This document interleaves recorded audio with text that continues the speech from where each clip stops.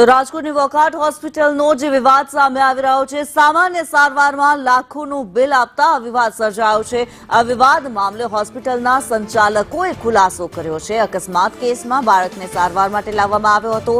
Bleeding વધુ પડતું થયું હતું તેવું હોસ્પિટલ દ્વારા કહેવામાં આવ્યું છે। મોટો ચેકો પડતા ઇમરજન્સી સર્જરી કરવી પડી હતી। સારવાર આપી બીજા દિવસે રજા આપવામાં આવી। વીમા માટે દસ્તાવેજ તૈયાર કરીને વાલીને બતાવ્યા હતા। ડોક્ટરના 61,000ના ચાર્જ મુદ્દે હોસ્પિટલ સંચાલકે મૌન સેવ્યું છે।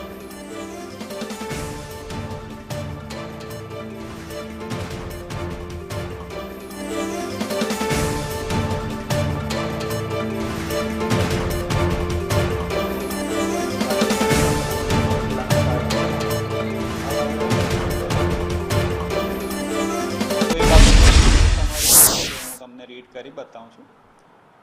સો 9 વર્ષનો બાળક હેનિલ ચિંતનભાઈ માકાણી 4 માર્ચે લેટ ઇવનિંગમાં એવો એક રોડ ટ્રાફિક એક્સિડન્ટની સાથે અહીંયા આવ્યા હતા અને અમીન માર્ગ પર એમનું એક્સિડન્ટ થયેલું હતું ને ત્યાંથી વોખાટ હોસ્પિટલ ઇમરજન્સીમાં એમને લાવવામાં આવ્યા હતા। જ્યારે એમને અહીં લાવેલા ત્યારે એમના જમણા હાથે એક મોટું CLW કહેવાતું હોય છે, એટલે એક મોટો ઘા હોય છે જેને બ્લીડિંગ હતું અને એની સાથે એ વૂન્ડ કન્ટામિનેટેડ હતું અને એની અંદર ડસ્ટ અને ડેબ્રીસનું કન્ટામિનેશન હતું।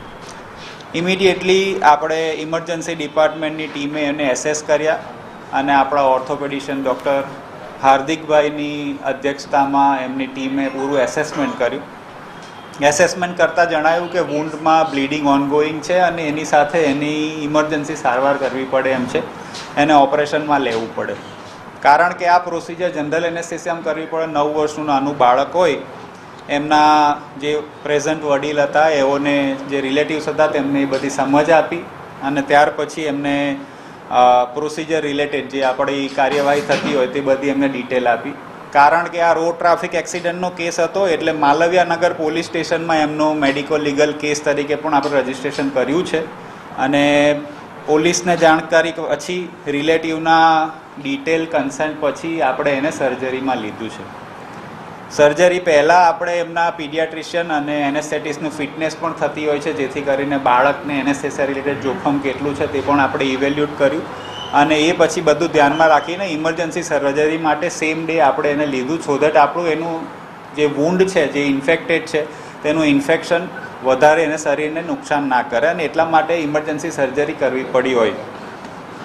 આફ્ટર કન્સન્ટ ડિટેલ આપણી સંમતિ લીધા પછી સંમતિમાં પ્રોસિજર સંમતિ પણ આવી જાય અને એસ્ટિમેશન સંમતિ પણ આવી જાય। ડિટેલ બિલિંગ સંમતિ પછી આપણે એને સર્જરીમાં લીધું છે, ઇમરજન્સી સર્જરીમાં, અને પેશન્ટની સર્જરી સારી રીતે પતી। રાત્રે એમને રૂમમાં શિફ્ટ કર્યા, બીજે દિવસે રાત્રે એમને આપણે ડિસ્ચાર્જ કરી શક્યા।